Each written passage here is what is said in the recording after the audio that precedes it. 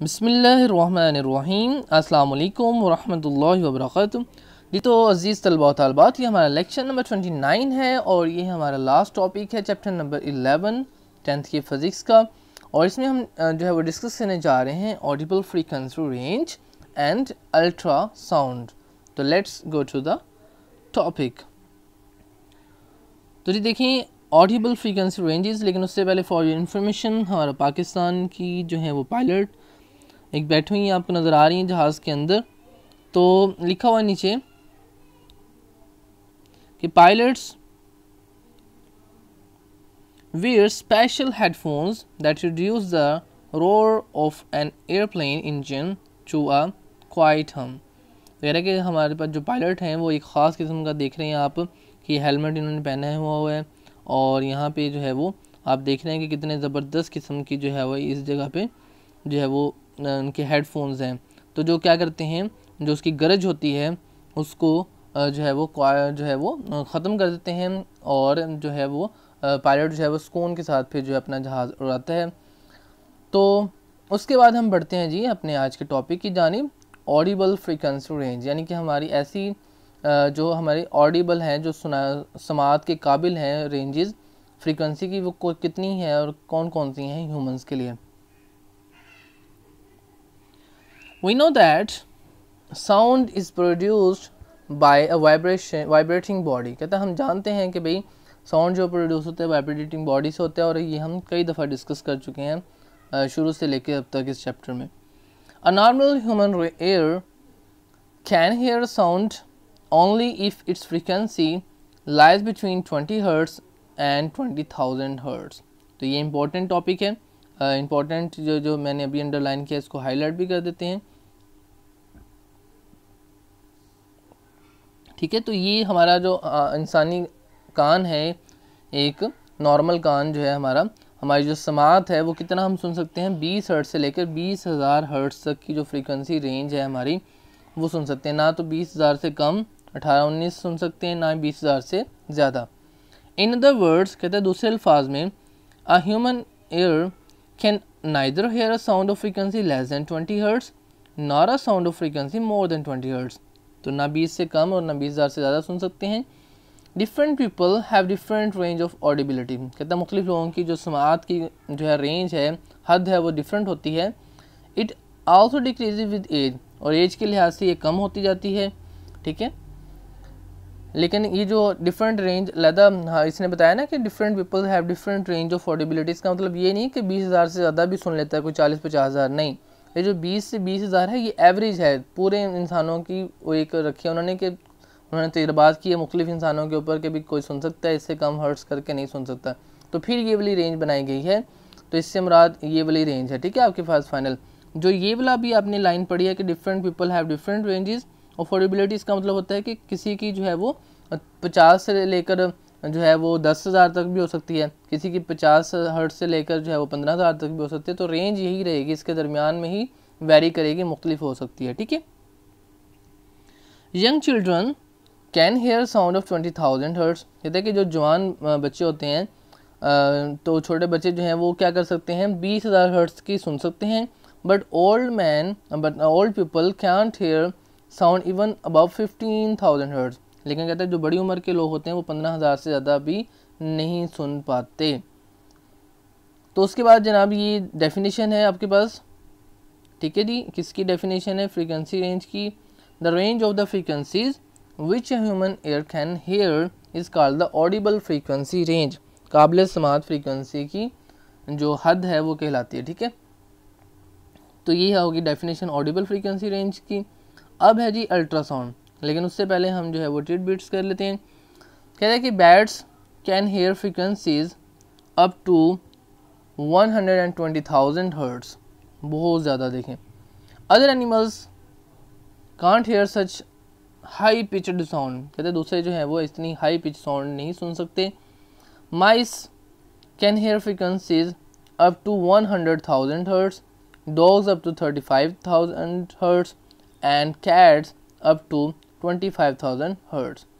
Human ear sounds only up to about 20,000 Hz, but children can usually hear high frequency sounds than adults. देखिए जो बच्चे होते हैं वो जो हमारे पास अडल्ट होते हैं जवानों से ज़्यादा सुन सकते हैं, क्योंकि बच्चों के कान ज़्यादा सेंसिटिव होते हैं तो वो ज़्यादा जो है वो आवाज़ें भी सुन सकते हैं। उसके बाद है जी हमारे पास अल्ट्रासाउंड।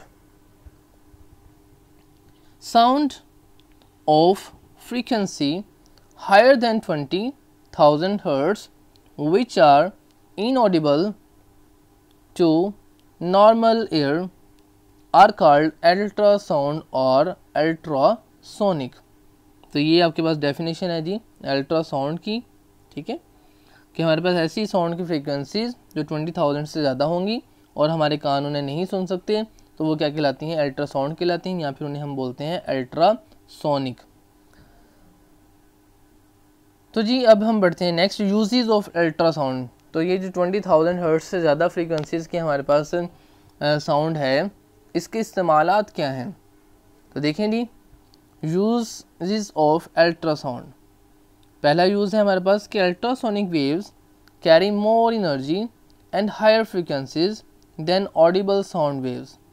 कहते हैं कि हमारे पास जो इनकी एनर्जी है वो बहुत ज़्यादा होती है, ठीक है, और इनकी फ्रीक्वेंसी भी बहुत ज़्यादा होती है। Therefore according to the wave equation v is equal to f lambda, जो कि हम पढ़ चुके हैं, ड्राइव भी कर चुके हैं कि वेलोसिटी इज इक्वल टू होती है फ्रीक्वेंसी मल्टीप्लाई बाय वेवलेंथ, और आपने इसमें हम पढ़ चुके हैं कि फ्रीक्वेंसी और वेवलेंथ का आपस में जो रिलेशन है वो इन्वर्सली प्रोपोर्शनल का है। तो फ्रीक्वेंसी ज़्यादा होने की वजह से फिर क्या होगा, वेवलेंथ कम होगी। The wavelength of ultrasonic wave is very small and is very useful for detecting very small objects. कहते हैं कि हमारे पास जो वेवलेंथ है वो बहुत ज़्यादा कम होगी, जो कि हमारे लिए फ़ायदेमंद है छोटे से छोटे ऑब्जेक्ट को भी डिटेक्ट करने के लिए। ये कहाँ पे है, क्यों जी, छोटे से छोटे ऑब्जेक्ट को डिटेक्ट करने के लिए। फ़र्ज़ करें, आपको मैं मिसाल दे देता हूँ, फ़र्ज़ करें एक वेव जा रही है जी ऐसे, ठीक हो गया। अब यहाँ पे एक ऑब्जेक्ट पड़ा हुआ है, इतना सा ऑब्जेक्ट है, ठीक है। अभी एक ऑब्जेक्ट ये भी है। अब दूसरी वेव जो है वो इस तरह जा रही है, उसकी वेवलेंथ है बहुत ज़्यादा कम। अब ये देखें, ये वाली वेव को पता नहीं चला कि ये ऑब्जेक्ट था कि नहीं, ठीक है, लेकिन दूसरी वेव जा रही है इस तरह से, ठीक है। अब देखें इसके क्रस्ट से, एक क्रस्ट से दूसरे क्रस्ट तक जो फासला होता है वो होता है आपके पास लैम्डा, ठीक है। अब इसका लैम्डा जो है, इसका लैम्डा इतना है, ठीक है, इतना लंबी लाइन, और इसका लैम्डा कितना है, इतना है। अब इसका लैम्डा जो है वो कम है, वेवलेंथ कम होने की वजह से ये जो ऑब्जेक्ट है इसको टकरा गई है, ठीक है। लेकिन इधर क्या था, ऑब्जेक्ट बीच में रह गया था वेवलेंथ ज़्यादा होने की वजह से। तो इस तरह बेटा वेवलेंथ कम होने की वजह से हमारे पास जो है वो छोटे से छोटे ऑब्जेक्ट के दरमियान भी ऑब्स्टेकल आएगी। जब ऑब्स्टेकल आएगी तो जो हमारी वेव है वो डिस्टर्ब होगी, तो हमें पता चल जाएगा कि यहाँ पे कोई ना कोई चीज़ है। उसके बाद है जी ultrasonics are utilized in medical and technical fields. तो हमारे पास मेडिकल जो है उसमें जो है वो तिब्बी जो है हमारे पास तिब्बी पेशा है, उसके अंदर डॉक्टर्स यूज़ करते हैं, और टेक्निकल फील्ड्स के अंदर भी इसको यूज़ किया जाता है, इंजीनियर्स यूज़ करते हैं। इन मेडिकल फील्ड्स, जो हमारे पास मेडिकल की फील्ड है उसके अंदर क्या होता है, ultrasonic waves are used to diagnosis, ठीक है, हम उसकी तशख़ीस करते हैं इसकी मदद से, एंड ट्रीट डिफरेंट एलिमेंट्स, ठीक है। तो हम मुख्तलिफ बीमारियों का जो है वो उसको ट्रीटमेंट करते हैं, इलाज करते हैं, ठीक है। For diagnosis of different diseases, ultrasonic waves are made to enter the human body through transmitter.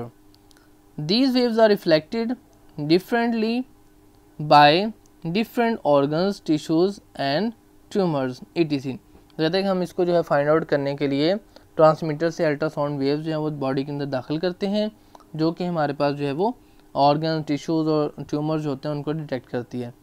The reflected waves are then, तो जो रिफ्लेक्टेड वेव होती है क्या करती है, amplifier to form a image of an internal organs, और जो amplifier जो उसको ताकतवर करते हैं हम उस वेव को, और फिर उससे जो है वो एक इमेज क्रिएट करते हैं, जो कि आपने देखा होगा अल्ट्रासाउंड जब आप करवा के लाते हैं तो आपके पास एक इमेज जो है वो बना होता है। The body on the screen 11.13, तो आप देख रहे हैं कि 11.13 के अंदर ये देखें डॉक्टर्स ने क्या किया हुआ है, एक आला जो है इधर लगाया हुआ है, और ये देखें इस मशीन के अंदर ये आपको नज़र आ रहा है जो पिक्चर बन रही है, ठीक है। और फिर डॉक्टर जो है वो इसको स्टडी कर रहे हैं, और उसके बाद वो देखेंगे कि कहाँ पे जो है वो कौन सा टिश्यू और कौन सा जो है वो ऑर्गन्स में प्रॉब्लम है। Doctors are taking ultrasound test of a patient with an ultrasound machine. तो अल्ट्रासाउंड मशीन बच्चों इस तरह की आपके पास जो है वो होती है, ठीक है। उसके बाद ही such an image helps in detecting the defects in those organs.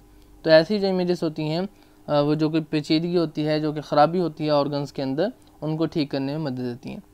उसके बाद है जी हमारे पास कि powerful ultrasound is now being used to remove blood clots formed in the arteries. तो हमारी शरीयानों के अंदर खुदा न खासा इंसानों के अंदर कोई जो है वो ब्लड क्लॉट्स आ रहे हैं, जो है वो खून के लोथड़े आ रहे हैं, जम जाए खून, तो फिर उसको जो है वो रिमूव करने के लिए भी इस्तेमाल होती है, क्योंकि इसकी एनर्जी ज़्यादा होती है। तो वहाँ पे जब डालते हैं तो जो है वो लोथड़ा जो है वो टूट जाता है और फिर दोबारा से वो जो है वो खून के अंदर सर्कुलेट करता रहता है और वो टूटने के बाद जो है वो ठीक हो जाता है हमारा जो प्रॉब्लम होता है वो।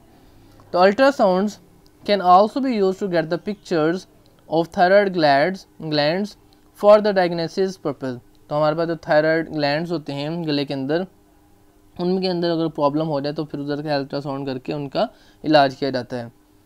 Ultrasound is use to locate, ठीक है, जो अब इंजीनियरिंग फील्ड में किस तरह यूज़ होता है, अंडर वाटर डेप्थ, हमारे पास जो पानी के नीचे गहराई होती है उसको फाइंड आउट करते हैं। कैसे फाइंड आउट करते हैं, देखें यहाँ पे एक जो है वो आपके पास ये इधर से जा रही है ट्रांसमिट अपना, एक जो है वो आपके पास क्या लगा हुआ है, ट्रांसमीटर है, और एक है आपके पास डिटेक्टर, ठीक है, और ये है आपके पास सी बेस, समंदर की जो है वो ज़मीन है वो है, ठीक है, गहराई है, ठीक है, और ये आपके पास बोर्ड और शिप है तो वाटर सरफेस है। फिर आप क्या करते हैं, एक तरफ जो ट्रांसमीटर होता है वो साउंड को फेंकता है, ठीक है, और जो डिटेक्टर होता है, ये देखें ये आपके पास ट्रांसमीटर है और ये वाला आपके पास डिटेक्टर है। ट्रांसमीटर ने देखें साउंड फेंका नीचे और फेंक के जब वापस आया तो जो है वो ट्रांसमीटर डिटेक्टर था उसने डिटेक्ट कर ली आवाज़ को, और फिर इस तरह से पता चल जाएगा कि इसने कितने टाइम बाद आई है वापस, ठीक है। और जैसे हमने बादलों का पता किया था कि कितनी जो है वो हमारे पास लाइट की और उसके दरमियान कितना टाइम था, तो इस तरीके से फार्मूलाज के ज़रिए इसका भी हम जो है वो फासला मालूम कर सकते हैं। S = VT भी कर सकते हैं कि वेलोसिटी हमारे पास साउंड की कितनी थी जो नीचे भेजी थी और कितना टाइम बाद वापस आई है, उनको मल्टीप्लाई करेंगे हम तो ऐसे जो है फासला जो है वो नीचे गहराई जो है वो फाइंड आउट हो सकती है, ठीक है जी। तो अब हम पढ़ लेते हैं इसको कि जो है वो use for locating objects lying deep on the ocean's floor etcetera, the technique is called sonar, ठीक है। तो ये सोनार की डेफिनेशन है और ये इंपॉर्टेंट है, सोनार का जो है वो आ जाता होता टॉपिक, तो मैं इसे हाईलाइट कर रहा हूँ, ठीक है।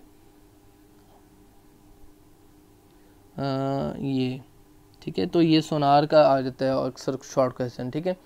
The sound waves are form a transmitter and a receiver collect the reflecting sound. The time lapse in calculated knowing the speed of the sound in water, ये हम डिस्कस कर चुके हैं।